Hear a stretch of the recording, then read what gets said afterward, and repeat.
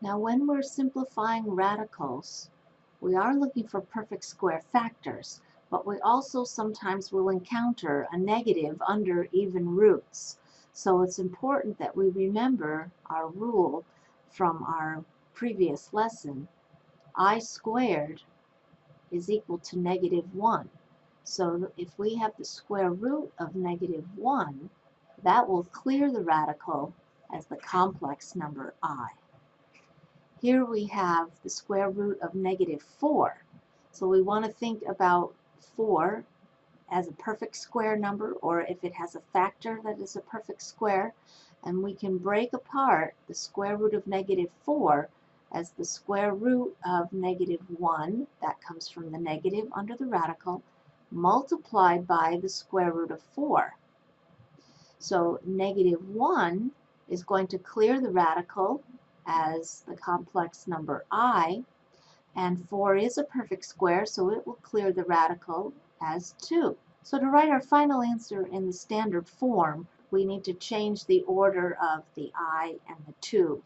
I is multiplied by 2, so the commutative property allows us to change the order without changing the value of the term. So I2 is the same value as 2I. So this is the format we want to leave our final answer. In our next example, we have the square root of -12.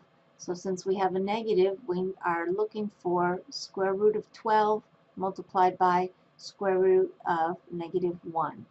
So if I choose to write the square root of -1 as the second factor, then I'm already going to have the correct order to write my terms. Now 12 is not a perfect square, so I want to think about factors of 12 that would involve a perfect square. So that would be 4 times 3. That would be a lot better than 2 times 6 or 1 times 12, because 4 is a perfect square. So when I'm breaking apart 12 into factors, I'm really thinking of square root of 4 multiplied by the square root of 3. So the square root of 4 clears the radical as 2. 3 will need to remain under the radical, and then our square root of -1 clears the radical as I. So you could either write your answer as 2 square roots of 3I or 2I square roots of 3. Either way is correct. In our next example, the square root of -99 would mean the square root of 99 multiplied by the square root of -1. So with 99, if you want, you could go back to your factor ladder and start dividing 99 by prime factors. I know that 11 is one of the factors of 99, leaving me 9. And then 9 is divisible by 3, leaving 3. 3 is divisible again by 3, leaving 1. So I know that the factors of 99 would involve square root 11. And then here I have a perfect square. 3 times 3 really is the square root of 9, which we simplify as 3. So 99 is broken apart as square root 9 times square root 11, which simplifies as 3 square roots of 11, and then square root of -1 is I. So we could write 3 square roots of 11I or 3I square roots of 11. Now in example 14, you'll see that this is a little bit unusual to have a negative decimal under the radical.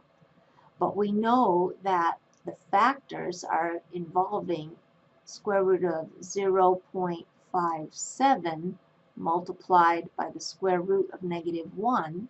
So automatically I know that square root of -1 is going to clear the radical as I.